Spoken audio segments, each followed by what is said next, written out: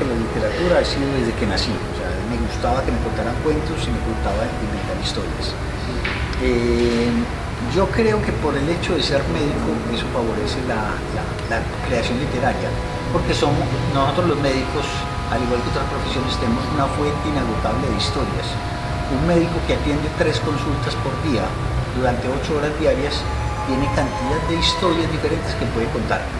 Entonces eso es una cosa. La otra es que conocemos la condición humana desde todo tipo de vista. O sea, nos toca ver la gente angustiada, nos toca ver la gente con rabia, la gente con miedo, nos toca ver la gente agresiva, nos toca ver la gente que está deprimida. Entonces tenemos una ventaja y es que podemos entrar a las almas de las personas que muchas profesiones no. O sea, nosotros podemos estar en un momento atendiendo a un paciente de urgencias que tiene miedo de morirse. A los 10 minutos podemos estar hablando con una persona que sabe que su hijo se murió. A los 10 minutos podemos estar hablando con alguien que está feliz porque su hijo acaba de nacer.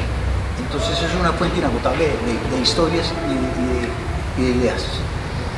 Como decía, soy muy ecléctico, me gusta todo, o sea, me gusta leer de todo. Tal vez más del siglo pasado y de la primera mitad del siglo XX. La literatura actual no me llena, porque es que yo soy una persona que vive aventuras. O sea, yo viví aventuras con Julio Verne, viví aventuras con Poe, con todo este montón de escritores, y tal vez son mis fuentes. No tengo un tipo de narrativa específica, me gusta mucho la literatura fantástica, me gusta mucho los cuentos más que la novela, pero me gusta todo. O sea, no tengo preferencia por uno u otro. Cuando un libro me atrapa y lo interiorizo, no tengo una preferencia específica. Amelia fue una historia que escribí hace más o menos unos 10-15 años, a raíz de un mito urbano muy conocido, muy difundido a nivel de todo el mundo. O sea, uno conoce ese mito en España, lo conoce en África, lo conoce en Venezuela, lo conoce en Medellín, lo conoce en Bogotá. Y hay que decir, hombre, no todas las historias hay que contarlas de la misma forma. En la literatura uno podría decir ya todo está escrito, pero la forma como se cuenta puede variar. Yo puedo contar Romeo y Julieta desde el punto de vista del narrador, puedo contarlo desde el punto de vista del papá, puedo contarlo desde el punto de vista de la mamá, puedo contarlo desde el punto de vista de Mercucio. O sea, la historia puede que sea la misma. La especie humana vivimos siempre las mismas pasiones, pero cada persona las vive de una manera diferente y eso es lo que hay que contar. O sea, yo tengo libros de anécdotas, solamente anécdotas que he vivido, otras me las invento. La ventaja de uno escribir es que uno puede crear mundos. Entonces yo puedo contar historias, no todas son personales, aunque algunos dicen que cuando uno escribe siempre escribe su propia biografía. Un personaje que yo lo imagino de cierta forma puede llamarse como alguien que conocí en mi infancia. Otro personaje, el malo de la historia, puede que yo lo asemeje con alguien a quien en algún momento tuve algún problema.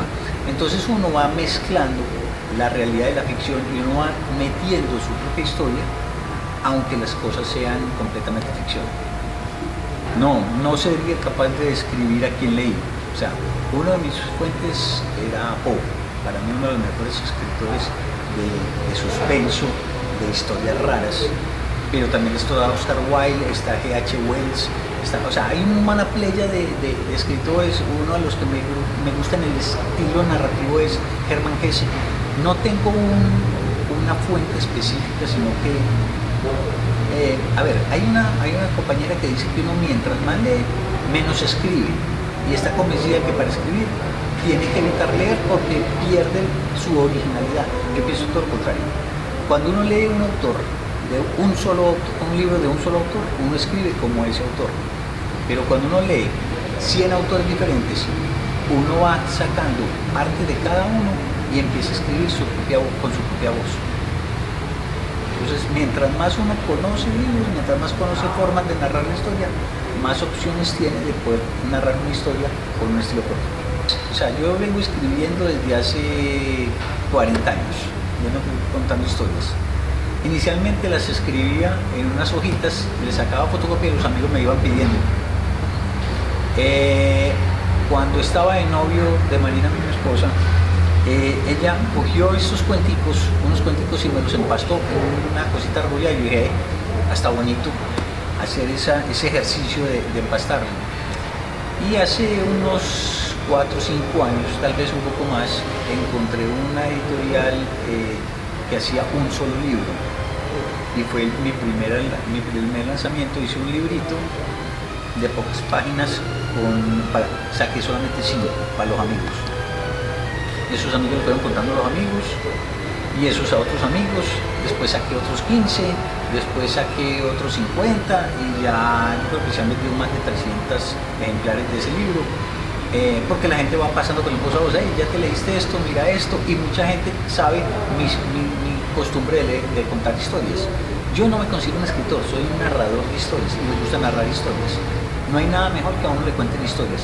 Esa sensación de uno sentarse con los amigos y a contar cuentos de fantasmas o a contar chismes.